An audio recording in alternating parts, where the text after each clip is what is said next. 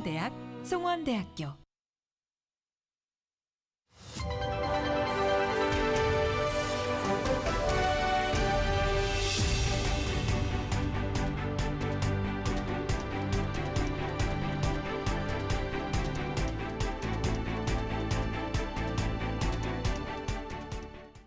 여러분 안녕하십니까? 3월 18일 금요일 광주 MBC 뉴스투데이 시작합니다. 먼저 오늘의 주요 뉴스입니다.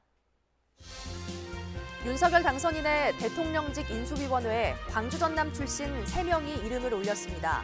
하지만 국정과제 추진에 실질적인 역할을 할 자리는 아니어서 구색 맞추기에 불과하다는 지적이 일고 있습니다. 지방선거가 70여일 앞으로 다가온 가운데 더불어민주당은 인적 쇄신을 준비하느라 국민의힘은 인물난을 해결하느라 고민에 빠졌습니다. 남도의 봄 소식을 알리는 매화가 올해도 어김없이 활짝 피었지만 코로나로 축제를 열 수 없다 보니 농가와 상인들의 시름이 커지고 있습니다. 한국섬진흥원과 해양수산개발원, 농촌경제연구원이 섬 지역의 문제를 해결하는 데 힘을 모으기로 했습니다. 윤석열 당선인의 국정을 준비할 대통령직 인수위원회 명단이 발표됐습니다. 광주 전남 출신으로는 3명이 이름을 올렸는데 실질적인 역할을 하기엔 역부족이어서 구색 맞추기에 불과하다는 지적이 일고 있습니다. 지역의 현안 사업을 추진하는 데 차질을 빚지 않을까 우려되고 있습니다. 김영창 기자의 보도입니다. 대통령 선거 이후 8일 만에 윤곽을 드러낸 윤석열 대통령직 인수위원회. 새 정부 국정과제 선정과 실행을 준비하는 7개 분과와 기획위원회 등에는 광주 전남 출신이 단 한 명도 없습니다. 대통령 취임식 준비위원장과 정무특보, 특별고문 등으로 지역 출신이 이름을 올렸을 뿐입니다. 윤석열 당선인이 능력만 중요할 뿐 지역 안배를 고려할 필요가 없다고 언급하면서 인수위 구성에 있어 출신 지역은 구색 맞추기에 불과하다는 지적입니다. 사실 인수위원회에 7개 분과 내에 우리 지역 이렇게 인사가 참여하기는 쉽지 않은 구도입니다. 새 정부가 출범하기도 전에 광주 전남 지역에 대한 배려는 찾아볼 수 없는 상황에서 주요 현안 사업들이 제대로 추진될 수 있을지 걱정이 커지고 있습니다. 광주시의 핵심 현안인 군공항 이전과 AI 인공지능 도시 구축, 광주형 일자리 시즌2 등이 국가 차원의 지원 없이는 사실상 불가능하기 때문입니다. 대통령직 인수위와 소통 채널을 찾아야 하는 광주시는 뒤늦게 발등에 불이 떨어졌습니다. 광주 현안 사업에 대해 인수위원들의 이해도를 높이고 새 정부 국정과제에 반영될 수 있도록 외부 협력단을 구성하는 것도 바로 이런 이유입니다. 광주의 미래 발전을 견인할 주요한 사업들이 하나도 빠지지 않도록 최선을 다할 거고 국민의힘도 오히려 우리 광주광역시를 다른 타 16개 시도보다 더욱더 챙길 걸로. 문재인 정부 때 블루 이코노미를 기치로 해상풍력 단지 건설에 집중했던 전라남도는 걱정이 더 큰 상황입니다. 윤석열 당선인이 재생에너지 사업에 대한 관심이 적은 데다 대선 공약에서도 빠지면서 관련 사업이 자초되는 건 아닌지 우려되는 것입니다. 새 정부가 출범하기까지 2달가량 남아있는 가운데 힘찬 도약을 준비했던 광주시와 전라남도에 발걸음이 한없이 무거워지고 있습니다. MBC 뉴스 김영창입니다. 광주 전남 연구원은 6월 지방선거를 앞두고 민선 8기 광주 전남 기초지방자치단체의 발전 방향과 핵심 과제를 제안한 정책 보고서를 발표했습니다. 전남은 광주 근교권과 서부권, 동부권으로 나눠 시군별 발전 방안을 조언했고 동부가 해양관광과 글로벌 신성장 거점 목포, 시민과 함께하는 해양관광 휴양도시 여수 등이 포함됐습니다. 광주 전남 연구원은 광주 전남 시군자치구 발전구상 보고서를 홈페이지에 공개했습니다. 전라남도가 코로나19 확산세에 따라 집단격리 정신요양시설별로 재택치료 관리 의료기관을 사전에 지정하는 등 환자 관리에 온 힘을 쏟고 있습니다. 지정된 재택치료 관리 의료기관은 정신요양시설에서 확진자가 발생하면 재택치료 집중관리군에 준하는 관리를 합니다. 정신요양시설 내 확진자는 재택치료와 동일하게 관리하되 환자와 충분한 1:1 상담이 곤란하기 때문에 담당 간호사를 통해 모니터링 등 건강관리를 하게 됩니다. 촉촉한 봄비가 지나고 있습니다. 레이더 영상 보시면 비구름대가 지나고 있는 모습인데요. 오늘 출근길 무렵까지 봄비가 이어지다가 오늘 오전부터 낮 사이 잠시 비가 멎어들겠습니다. 또 오늘 오후부터 다시 비가 시작되겠는데요. 비는 토요일인 내일까지도 이어질 전망입니다. 우리 지역에 예상되는 강수량은 5에서 30mm 가량으로 내리는 비의 양은 많지 않겠는데요. 바람이 강하게 불고 있습니다. 여수와 고흥, 완도에서는 강풍주의보도 발효 중이고요. 순간적으로 시속 70km에 달하는 강풍이 불 수 있어서 시설물 관리 철저히 하셔야겠습니다. 한편 때 아닌 눈 소식도 들어 있습니다. 내일 새벽부터 오전 사이 큰 폭으로 기온이 낮아지면서 전남 동부 내륙과 지리산 부근에서는 비가 눈으로 바뀌어 내릴 수 있겠습니다. 오늘 광주의 한낮 기온은 어제와 비슷합니다. 15도 안팎으로 예상되는데요. 아침 기온은 7도 안팎으로 어제보다 2, 3도가량 낮은 기온으로 시작했습니다. 날씨 정보였습니다. 지방선거가 70여일 앞으로 다가오면서 민주당과 국민의힘 양당의 경쟁이 본격화하고 있습니다. 공천이 곧 당선으로 해석되는 민주당에선 출마 러시가 잇따를 만큼 지방 권력에 도전을 선언하는 인물들이 많습니다. 하지만 민주당은 대선 패배 이후 반성과 쇄신하는 모습도 보여줘야 하고 공천 과정에서 잡음도 일고 있어 고민이 깊어지고 있습니다. 송정근 기자가 보도합니다.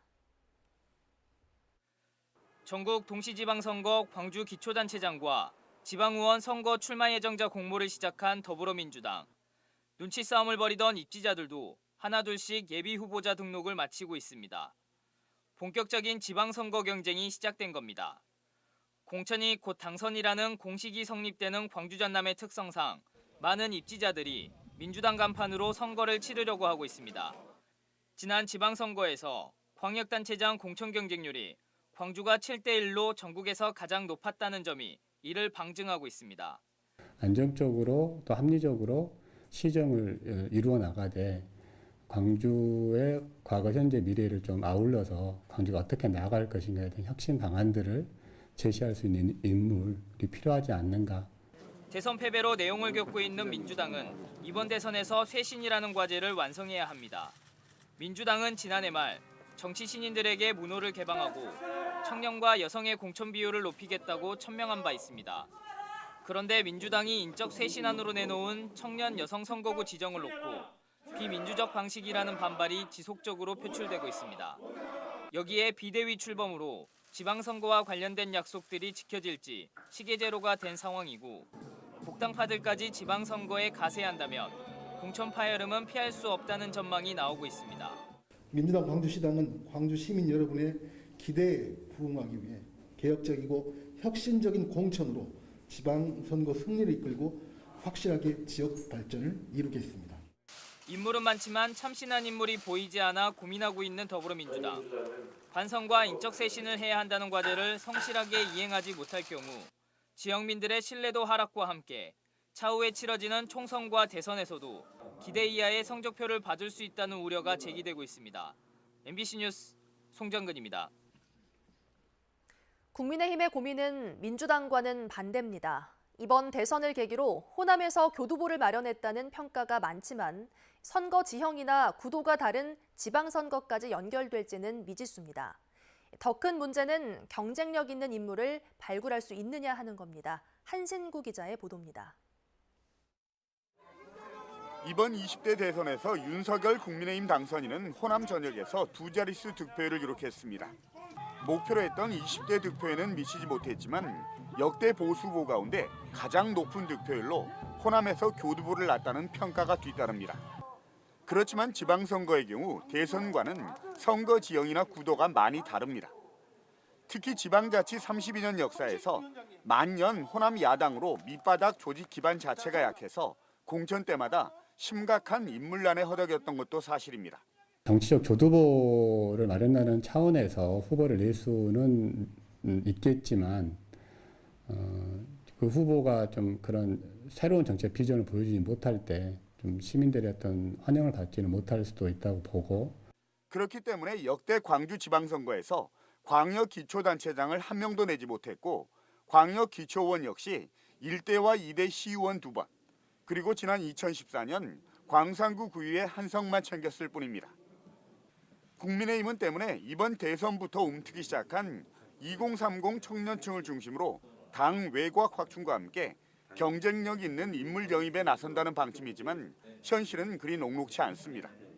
20대, 30대의 그런 참신한 인물들이 전면에 나서서 이렇게 후보군으로 이렇게 등장하게 되면 실질적으로 득표율에 있어서도 상당한 경쟁력을 가질 수 있다고.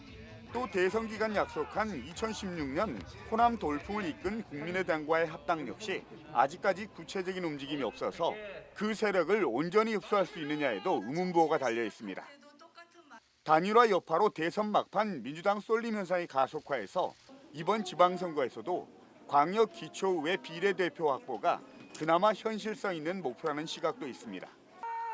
단단한 조직도 없고 경쟁력 있는 인물도 없고 지방선거를 앞둔 국민의힘이 맞닥뜨린 현실이자 고민입니다. MBC 뉴스 한신구입니다. 전남선거관리위원회는 20대 대선과 관련해 실제 존재하지 않는 단체 명의로 대통령 후보 지지선언 행사를 개최한 혐의로 국민의힘 전남도당 당직자 A씨를 검찰에 고발했습니다. A씨는 지난달 해남과 진도 지역 청년 15명이 참석한 가운데 땅끝마을 생애 첫 유권자 연합단체 명의로 지지선언을 기획했지만 이후 참석자들이 조작된 행사였다고 반발하며 선관위의 조사가 이루어졌습니다. 광주경찰청 사이버범죄수사대는 고수익 재테크를 알려주겠다는 허위 광고 메시지를 뿌려 9억 원대 사기 행각을 저지른 30대 남성 11명을 붙잡아 7명을 구속했습니다. 사기 일당은 지난 2019년 10월부터 2020년 11월 사이 유명 투자 전문가를 사칭해 고수익 재테크를 자문해주겠다는 카카오톡 메시지를 불특정 다수에게 보내는 수법으로 피해자들을 유인하고 투자금 9억 원을 가로챈 혐의를 받고 있습니다. 경찰 조사 결과 지인 사이인 이들은 오피스텔 2곳을 빌려 사무실을 차리고 홍보책과 가짜 투자 전문가, 바람잡이 등으로 역할을 나눠 조직적으로 움직인 것으로 드러났습니다. 광주 서부경찰서는 보이스피싱에 속은 피해자에게 3천만 원을 가로챈 23살 여성 A씨에 대해 구속영장을 신청했다고 밝혔습니다. A씨는 지난달 15일 오후 2시 30분쯤 광주 서구 화정동의 한 아파트 현관문에서 검찰을 사칭한 보이스피싱에 속은 70대 노인에게 현금 3천만 원을 가로채 조직에 전달한 혐의를 받고 있습니다. 경찰은 A씨가 증거인멸과 도주 우려가 있다고 판단해 구속영장을 신청했다고 밝혔습니다. 광주 화정 아이파크 아파트 붕괴 사고의 시공사인 HDC 현대산업개발 관계자 3명이 구속됐습니다. 광주지법은 어제 업무상 과실치사상과 건축법 위반 등의 혐의로 현산 현장소장 A씨와 건축 품질 담당자 등 3명에 대해 구속영장을 발부했습니다. 같은 날 구속 전 피의자 신문이 진행된 또 다른 현산 실무자 2명에 대해서는 공사 관리감독 책임이 있는 지위에 있었다고 보기 어렵다며 도주와 증거인멸 우려가 없다는 등의 이유로 구속영장이 기각됐습니다.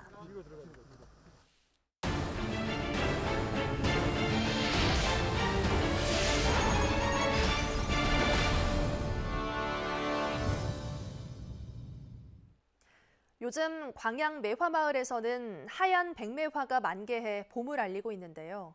하지만 3년째 매화축제가 취소되면서 인근 매실농가와 상인들은 시름이 깊어지고 있습니다. 강서영 기자가 보도합니다. 마치 새하얀 물감을 찍어놓은 듯 백매화가 흐드러지게 피었습니다. 본격적인 봄에 접어들면서 대부분의 매화나무가 알록달록한 꽃망울을 터뜨리기 시작했습니다. 삼삼오오 모여든 상춘객들도 봄 분위기에 취했습니다. 연 앞에 강이 흐르고 분위기가 너무 좋고 생기가 있는 마을이다. 하지만 매화마을 상인들의 표정은 그리 밝진 않습니다. 재작년과 작년에 이어 올해도 광양 매화축제가 취소됐기 때문입니다. 인근 상가와 매실농가들은 축제가 취소된 근래 들어 방문객이 확연히 감소해 경제적 타격이 상당하다고 토로하고 있습니다. 처음 꽃이라 사람들이 봄을 찾아서 오는 거잖아요. 그래서 사람 판매가 잘 되는 편인데 그동안 안 열려가지고 엄청 힘들었는데. 광양시는 오미크론발 확산세에 따라 축제를 취소할 수밖에 없었다고 밝혔습니다. 매화마을 일원에 방역 게이트를 설치하고 상충객들이 많이 모이는 곳을 집중 소독하는 등 다양한 방역 대책을 추진하고 있습니다. 하루 수십만 명의 확진자가 쏟아지면서 광양 매화축제뿐만 아니라 여수 영취산 진달래 축제와 구례 산수유 축제 등 올해도 전국 꽃축제가 줄줄이 취소되고 있습니다. 끝나지 않는 코로나 확산세에 올해는 축제가 열릴까 기대했던 지역민들의 고심이 깊어지고 있습니다. MBC 뉴스 강서영입니다. 한국섬진흥원과 해양수산개발원, 농촌경제연구원이 섬 지역의 문제를 해결하기 위해 힘을 모으기로 했습니다. 섬과 바다, 농촌을 다루는 연구기관들의 협력이 소멸 위험 지수가 높은 섬 지역에 어떤 효과를 가져올지 관심입니다. 김윤 기자가 취재했습니다. 지난 2020년 기준 전남의 유인도는 271개로 5년 전보다 7개가 줄었습니다. 섬 인구도 16,000여 명가량이 감소했습니다. 섬 지역의 고령화 지수는 전국 평균보다 3배가량 높고 노년 부양비도 2배 이상 많습니다. 인구 소멸 지수 또한 섬 지역은 0.234로 어촌과 농촌보다 높은 소멸 고위험 지역으로 분류되고 있습니다. 정부는 이 같은 섬의 실태를 개선하기 위해 지난해 10월 한국섬진흥원을 섬의 관문인 목포에 설립했습니다. 한국섬진흥원도 올해부터 신규 연구원을 채용하고 연구기관끼리 업무 협약을 체결하는 등 본격적인 섬 살리기에 나서고 있습니다. 특히 섬과 바다, 농촌을 연구하는 3개 기관이 섬과 관련된 다양한 분야의 연구조사와 학술 교류, 교육 사업 등을 함께하기로 해 눈길을 끌고 있습니다. 섬 소멸 시대에 적극 대응하고 섬과 바다에 새로운 미래 동력을 창출을 같이 논한다는 점에서 아주 큰 의미가 있다고 하겠습니다. 섬은 해양 영토의 거점입니다. 이런 측면에서 저희 한국해양수산개발원도 이 섬에 계시는 우리 주민들, 특히 어민들, 그리고 어민들의 권리나 이걸 위해서 열심히 노력할 것이고요. 한국섬진흥원과 해양수산개발원, 농촌경제연구원은 오는 5월부터 소멸 고위험군에 속한 섬 지역 살리기 등 국가 균형 발전 전략 포럼을 갖는 등 본격적인 협력 활동에 들어갑니다. MBC 뉴스 김윤희입니다. 5.18 민주화운동 유공자들이 정신적 손해배상 청구 소송이 늦어지고 있다며 신속한 재판을 촉구했습니다. 5.18 기념재단과 5월 단체들은 기자회견을 열고 5.18 민주화운동 유공자들이 지난해 11월 광주지방법원 등 전국 법원에 위자료 청구 소송을 냈지만 국가는 지난 4개월여 동안 사실상 무대응으로 일관하고 있다고 주장했습니다. 이어 고령인 유공자들이 빈곤에 시달리다 죽어가고 있다며 소송을 지연시키지 말고 신속히 배상 판결하라고 요구했습니다. 최치현 전 행정관이 광주 광산구청장에 출마를 선언했습니다. 최 전 행정관은 지역 정부가 튼튼해야 예상되는 중앙정부의 포갑을 막을 수 있다며 행정을 반듯하게 이끌고 정치를 건강하게 성장시키겠다고 강조했습니다. 또 공공부문 탄소 중립 실천과 문화인프라 개선 등 7대 공약을 통해 젊은 광산으로 만들겠다며 포부를 밝혔습니다. 최 전 행정관은 문재인 정부 청와대 행정관을 거쳐 보훈처 정책보좌관으로 일하면서 중앙정치와 행정을 익혔다는 평가를 받고 있습니다. 유두석 장성군수가 하나 된 장성과 더 큰 발전을 위해 장성군수 선거 출마를 선언했습니다. 유 군수는 장성의 발전을 위해서는 검증되고 위기에 강한 군수가 필요하다며 출마 선언의 배경을 밝혔습니다. 또 장성의 미래 먹거리인 국립심뇌혈관센터와 아열대 작물 실증센터 등 대형 사업들을 중단 없이 완수하기 위해 힘을 쏟겠다고 덧붙였습니다.